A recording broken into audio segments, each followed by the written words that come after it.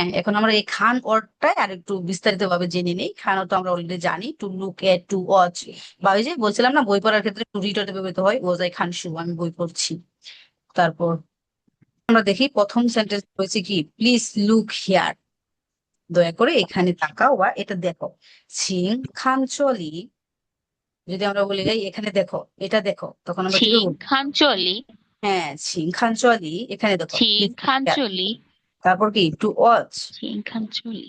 এখন যদি বলি যে he watches television, say TV দেখছে। 他 খা 看 খান তেনসি, বা এখানে আমরা আর কি ওয়ার্ডটা ব্যবহার করতে পারি চলমান অর্থে, থাজা এখান 他 তেনসি। 看 হুম, 电视 হ্যাঁ, থা খান তেনসি, থাজা এখান তেনসি, এটা তারপর টু রিড অর্থে, ওয়াখান শু, I read a book, I read book ওয়াখান শু। তাহলে আমরা যদি বলি যে এখানে তাকাও বা এখানে দেখো, তখন কিভাবে বলবো?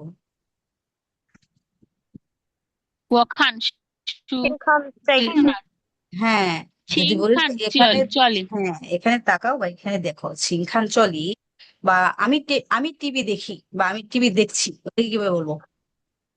我看看电视，老铁，হ্যাঁ,我我在看电影মানে এটা হলো কি আমি সিনেমা দেখছি। হ্যাঁ আমি মুভি দেখছি, হ্যাঁ তিয়েন ইং ফেচাং হাও। আর একটা নতুন শব্দ আমরা পেয়ে গেলাম, তিয়েন শি। খান তিয়েন শি মানে হলো কি টিভি দেখা, আর খান তিয়েন ইং মানে হলো মুভি দেখা। যেহেতু আমরা মুভি ওয়ার্ডটা শিখে ফেলেছি তিয়েন ইং, তাহলে আমরা শিখে ফেলি মুভি, মুভি থিয়েটার বা সিনেমা হল, কি বলা হয়, তিয়েনিং ইউয়েন। জাস্ট একটা ওয়ার্ড, তিয়েনিং এর সাথে একটা শব্দ যোগ করে এটা হয়ে যাবে সিনেমা হল, তিয়েনিং ইউয়েন।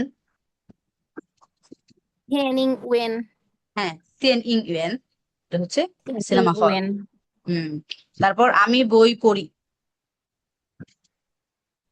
তো এই বাক্য আমরা কিভাবে বলবো? 我看书，ওখান ওখান শুই, শু, হ্যাঁ শু, শুই না, এখানে কিন্তু আই নেই। ওখান শু, হ্যাঁ, ওখান শু, বা আমি বই পড়ছি, তখন আমি 我 বই 在 পড়ছি। 我在看书，হ্যাঁ ওয়াজাই খান শু, সে বই পড়ছে। 他看书，হ্যাঁ, থা খান শু বা থাজাই খান শু।